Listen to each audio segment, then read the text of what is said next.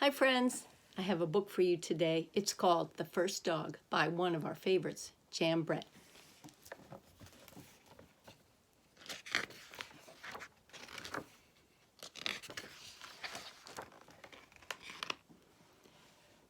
The reason I chose this book, friends, is that these howling wolves reminded me of the green roomers out on the playground.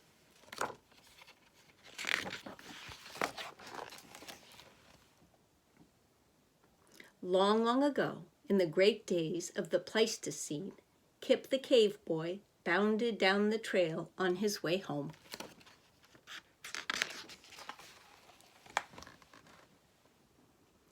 He avoided the aurochs, the cave bears, and the megaceros. He evaded the woolly rhinoceros, the wild horse, and the mighty mammoth. But he was getting tired and hungry, and he was still a long way from home.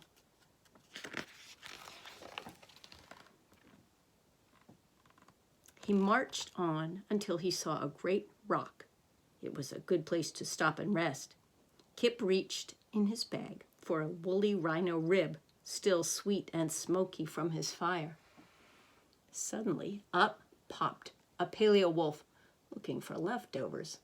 Wolf's nose began to twitch and sniff. He sniffled to the left, and he sniffed to the right.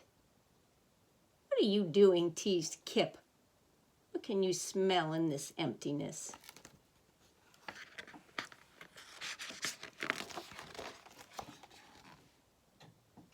Paleo Wolf held his snout high in the air.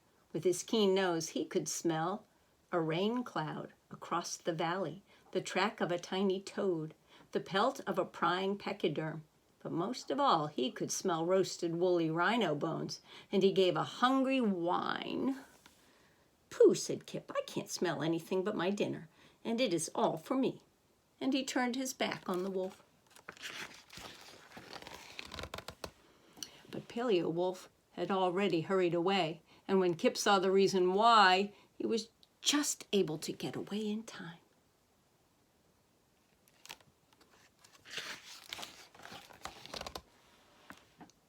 Soon Kip was back on the homeward trail. He walked on until he spied a cave. It was a fine place to stop and rest. He thought about another rhino rib, still crackly and crunchy from the fire. Up popped Paleo Wolf, looking for leftovers. Wolf's ears began to turn and dip. He listened to the left and he listened to the right.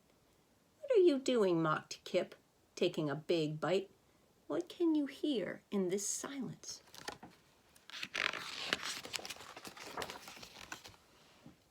Wolf cocked his head. With his fine canine ears, he could hear a fish rise in the river, a leaf fall, the soft pant, pant, pant of a cave bear. But most of all, he could hear the snap of woolly rhino bones, still crisp from the fire. And he gave a pleading howl. "Pooh," said Kip, "I can't hear anything except my teeth crunching on these very tasty bones." And he threw a clump of moss at Paleo Wolf.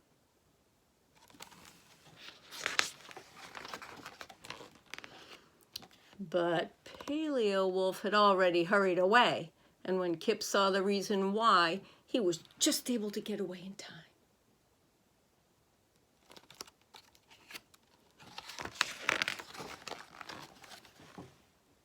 Soon, Kip was back on the homeward trail, more footsore and weary than ever. He trudged on until he saw a big tree. It was just the place to stop and rest. He climbed the tree and reached for a woolly rhino rib, still pearly and greasy from the fire. Up popped Paleo Wolf, looking for leftovers. Wolf's eyes began to sparkle and dance. He looked to the left and he looked to the right. "What are you doing?" cheered Kip. "What can you see in this darkness?" Wolf's eyes glowed. With his sharp eyes, he could see the shimmer of a distant drop of dew, a mouse scurrying far away, a feline sleeping high above. But most of all, he could see a pearly, greasy morsel of rhino bone shining in the moonlight, and he licked his chops. "Pooh," said Kip. "I can't see anything, except, of course, my roasted, toasted, crispy, crunchy, pearly, greasy, woolly rhino rib. And you won't be tasting that because I want it all to myself." Then Kip yelled, "Shoo!" as loud as he could.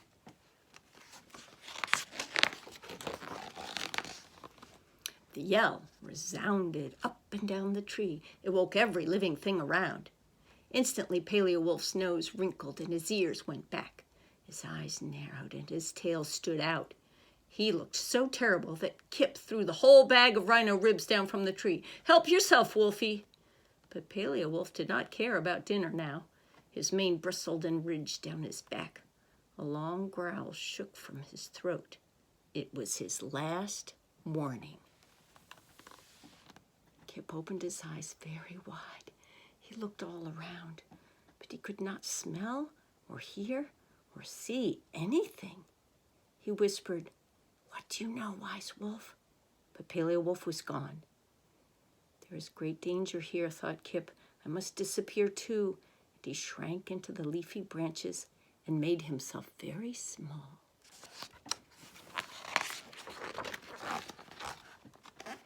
Just in time, for high in the tree was the most fearsome of creatures, the saber-toothed cat. She crouched, she snarled, and then she sprang. She hurtled past Kip, hidden in the leaves, and pounced on the pile of woolly rhino bones down below.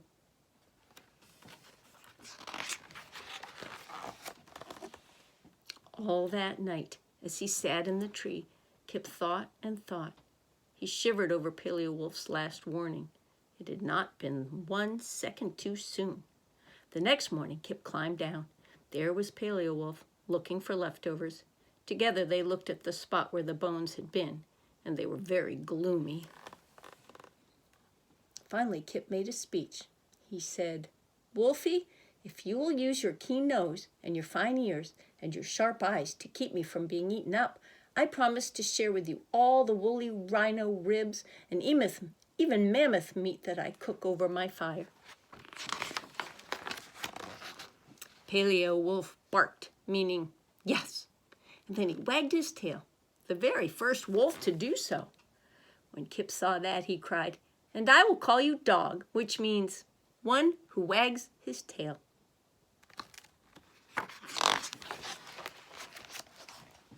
Then Kip the cave boy and the first dog went on home. The end. I'll be posting more stories, friends. Enjoy that one. Goodbye.